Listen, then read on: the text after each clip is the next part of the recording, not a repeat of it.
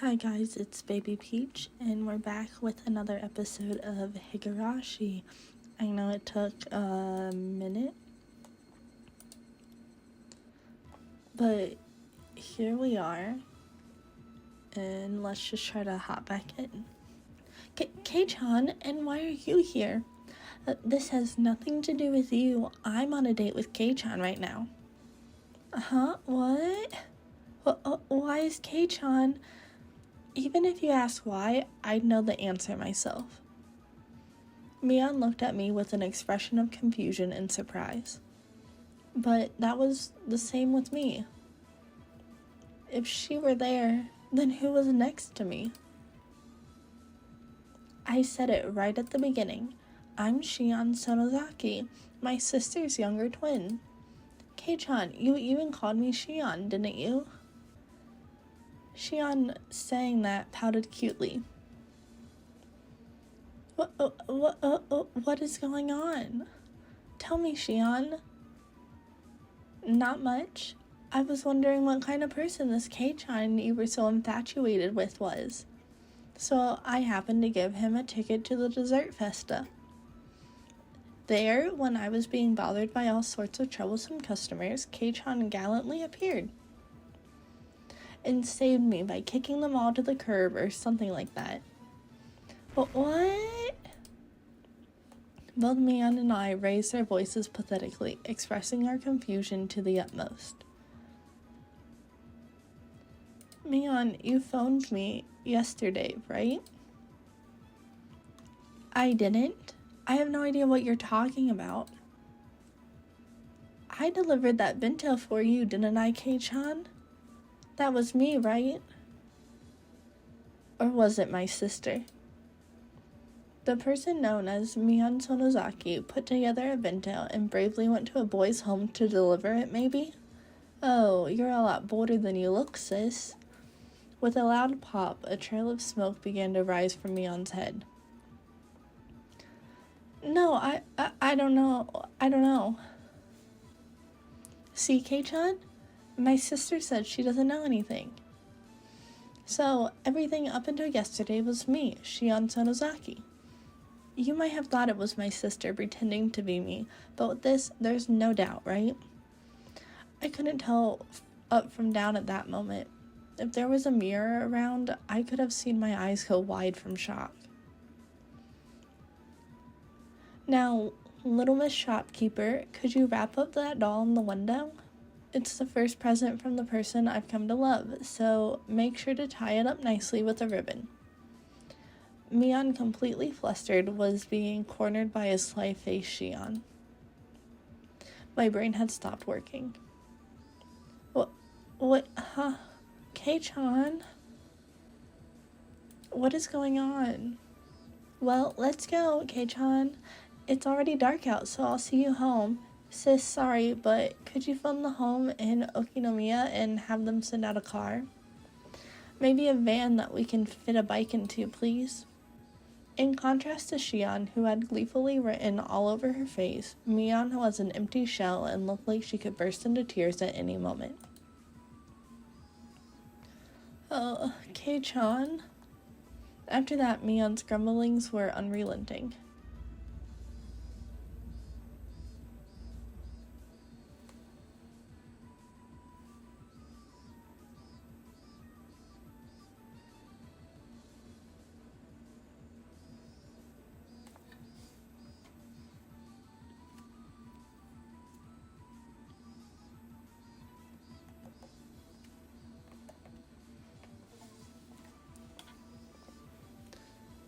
Okay.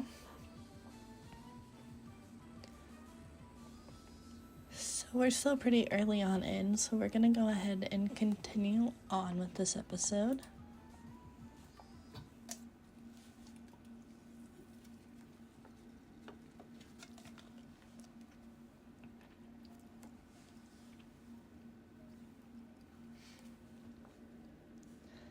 The next day.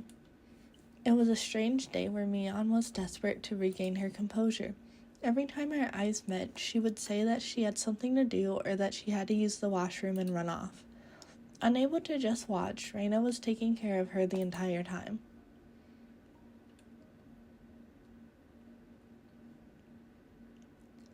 Mion-san, she's acting strange today. I know the whole story, but it's hard to explain. There are times when girls are emotionally unstable. It's best to just leave her alone. Turning around, I saw Reina calling me from the hallway. I wondered what it was. Keiji-kun, over here, over here. What is it calling me over like this? Is it a secret? That is, it looks like it was a disaster. Yeah? Mi-chan seems pretty broken, but I somehow got her working again. I'm surprised you managed it. How did you exactly? Same way I do with the television, just come at it from a 45-degree angle and hiya! Saying that, she made a chopping motion. You know, I can't tell if you're joking or not, right? She'll be fine by tomorrow. Also, there's something I want you to do, Keiichi-kun. I didn't meant to do anything wrong, but I still feel guilty. I'm listening. Thanks. You see, Mi-chan is just going to pretend the last few days never happened. Never happened, huh? I see. Well, that's one way to run from it. So, you see, Keiichi-kun, could you pretend to? Then Mi-chan can go back to normal. Just doing something as simple as that? Is it really just going to be okay?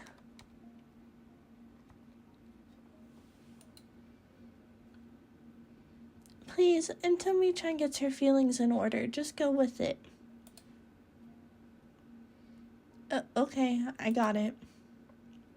Even though I shouldn't have been at fault, for some reason I felt guilty. The one at fault here was the one who knew about the entire situation and pretended to be Mion for the entire day. Shion. But she never once said that was Mion. What am I supposed to be angry at? Seeing me stomping the ground impatiently, Reina giggled. But Keiichi-kun, you knew as well that Mi-chan had some cute things about her. Reina talked in a calm voice as her hair rustled in the wind. Yeah, I know that she'll never let it be boring. Good. Following this curt reply, Reina looked up at the sky and stretched. As long as you've realized that, Keiichi-kun, these past few days will soon be nothing more than a story to laugh about. Copying Reina, I also began to stretch as I looked at the sky. The clear sky towered into the distance. There's no club activities or anything today. I'm sorry, Keiichi-kun, but just for today, can you go home by yourself? It'll all be back to normal by tomorrow, so just for today, okay? If all it took for everything to go back to normal was to leave Mion alone for today, then it was an easy decision to make. Got it. I can't say it directly to Mion, so I'll say it to you. I still feel kind of guilty about it, so I want to apologize.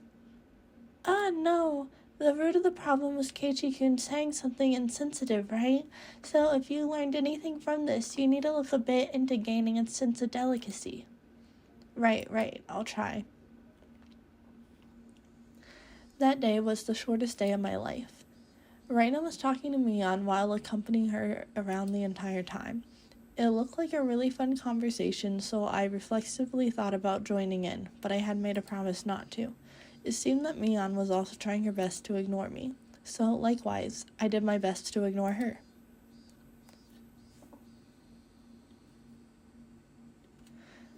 For the first time in a while, I ate lunch alone.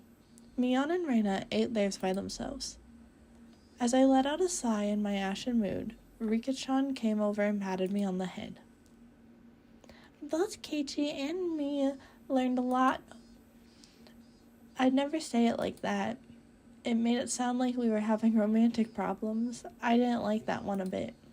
Hopefully the teacher wouldn't notice and call us to the staff room after school or something. I'm sure that Keiichi will grow up to be a wonderful adult. Pat pat. Rika-chan is the studious type, so maybe you'll grow up to be an amazingly wonderful adult. Of course. When I grow up, I'll be super amazing. My, when I grow up, I'll be an amazing lady, you know. No matter how old you get, you'll still be a brat. You can put money on it. What did you say? As Satoko snapped her fingers, a washbin fell from above, hitting me squarely in the head. Ow! What did you think you're doing, Satoko? Bang, smash, pinch, squeeze. It was a day I could thoroughly appreciate the value of having friends.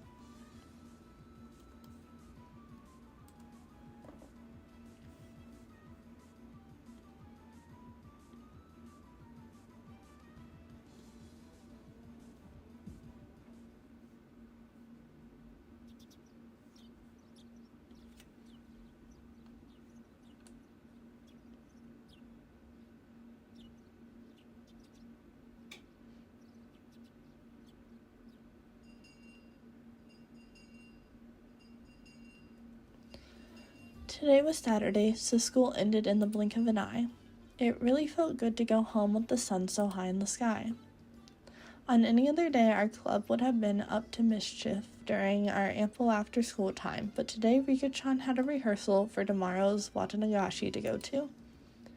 How is that going, Rika-chan? Do you have it down in practice? I'll try harder than last year. You were so exhausted and sweaty after last year's ceremony. She'll look far more fit for the role this year. Please look forward to the fruits of her training. The Watanagashi festival everyone had been talking about was tomorrow, wasn't it?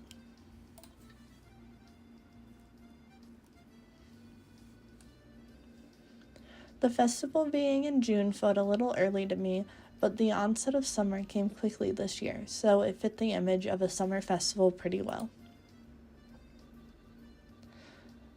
Okay, well, I'll be off then. Look forward to tomorrow. Good day to you all. Satoko and Rika-chan waved to us energetically, then left.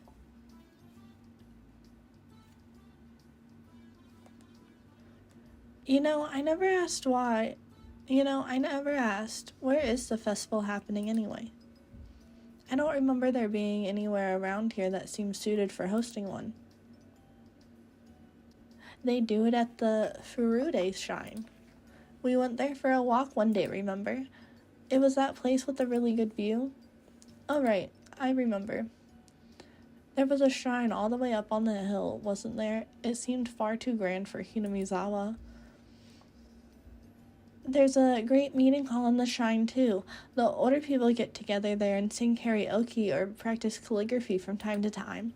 It's more like a recreational facility than a simple shrine. I see. I guess it makes sense that it looks so grand, then. Mi-chan, is your family going to help set up today? Yep, we have male hands for that. Most of our relatives come from town to help. Male hands, huh? Well, I have nothing to do at home today, so... Would it be a problem if I squirmed my way in there to help out too? Huh? You want to help us, Kei-chan? Not if it'll bother you all. I was just kind of interested. We had bond dances and other festivals in the town I used to live in, but I didn't even know where they took place, much less wanted to help. You could say that I had absolutely no connection to the region. Having come to Hinamizawa, though, it really made me feel like this place was a home that I had returned to. Before I knew it, I harbored a little interest in the small community activity of preparing for a festival the day before. I wonder if you'll be able to, Keiichi-kun. There's a lot of building tents and setting up chairs. I hear it's pretty hard physical labor. I wouldn't be doing it alone, right? The more hands we have, the faster it'll go. Mia looked happy to hear that, but at the same time, her expression was complex, tinged with hesitation. Rena gave her the last push for me. It's decided then. You should go for it, Keiichi-kun. He's all yours, Michan. Put him through the ringer. Well, I can't argue with that recommendation for Reina.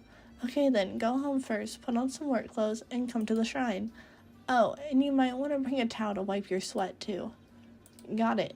I might look scrawny, but I actually quite like breaking a sweat under the hot sun. Careful you don't hurt your back, okay? Right enough of my old man spiel. I'll go to the shrine, too, as soon as I've changed. Michan, you do your best, too. Bye-bye. Mion waved vigorously and left. As far as I could tell, her gallant, retreating figure, she seemed to have recovered from the weak state she had yesterday. Girls are quick to get over things. Michan is already fine. Right, her switching back to normal so cleanly really makes it easy for me to talk to her. It was kind of funny though, wasn't it? Kind of like Cinderella. Like, you can't meet her anymore once the magic wears off.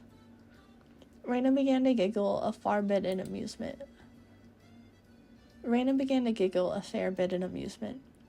Did she like this sort of thing? Incidentally, me going along with it gave me a weird, hard-to-describe feeling. Did I turn myself into a plaything, or did they do it for me?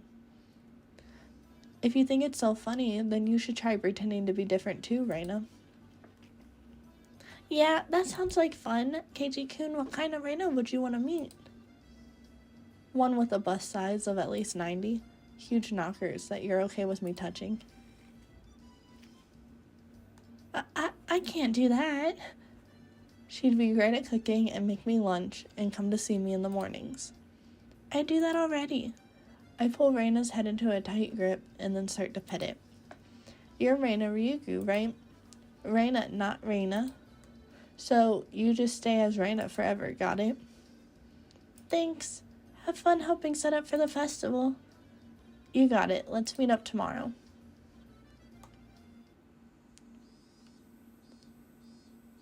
Okay, guys. And with that one, I think we're actually going to end today's episode here. It's nice to be back into things. Yeah, we'll try to make sure we do this more regularly, and hope you enjoyed today's episode. Bye.